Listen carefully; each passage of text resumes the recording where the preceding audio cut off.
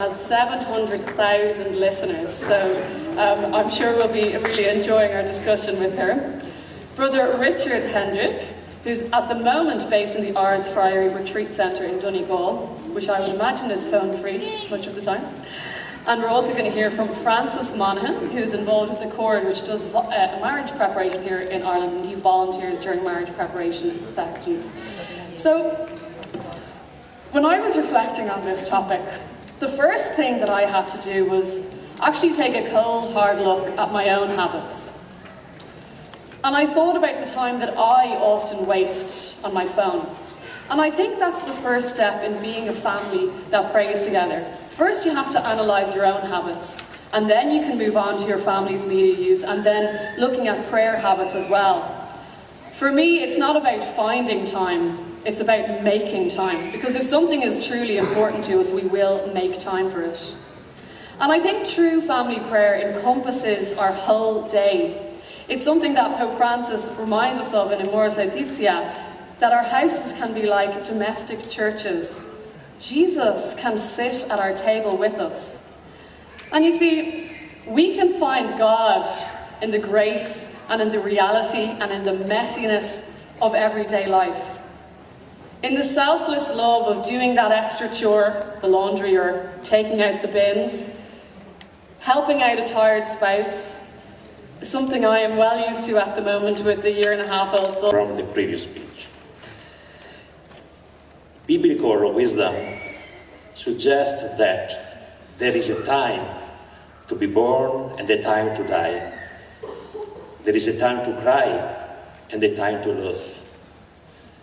Today, we could add, there is a time for being with the children and the spouse and the family. There is a time to work alone, and there is a time to pray together as a family. However, I fear that today, the saying, there is a time for, a time dedicated to something, is no longer comprehensible. For this reason, I will dedicate my short speech to two issues relating to our time and which constitute the premise of every speech on how to find time to pray as a family in our digital age. The first question is, what kind of time are we living in digital age? The second question is this time the same, similar or different to the previously experienced? We have to define the issue. As far as I managed to incorporate prayer to my daily task, and the priest said, well, Enzo, tell me how. I always said, Enzo, reserve a time before surgery, before entering the operation theatre. I run to the chapel, and I pray 10 minutes for the person lying there. Really, Enzo? Answered Giuliani. I see you don't understand anything at all.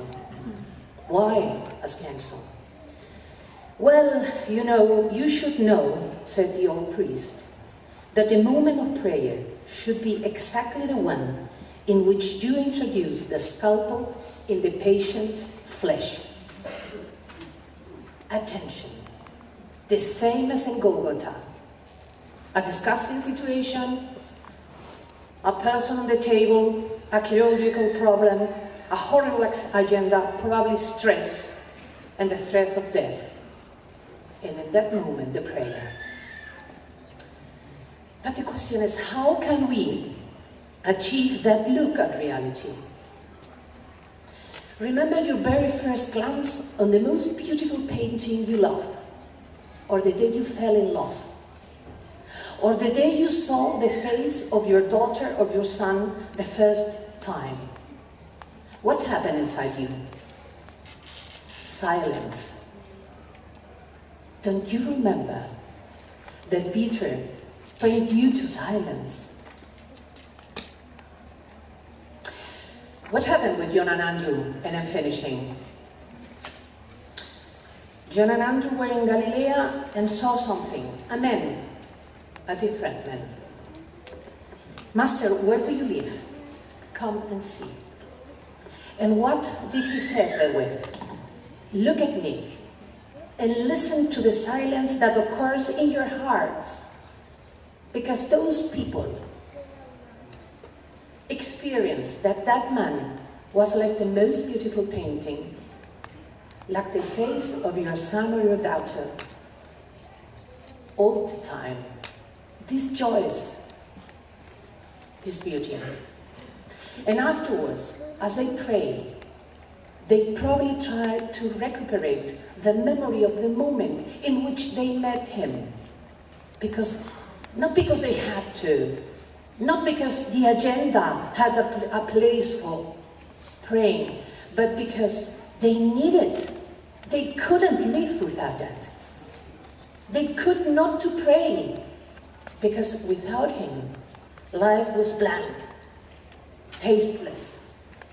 As it happens to us many times, and it happens to all our friends and the people that live with us in this century. Life is many times bland and tasteless.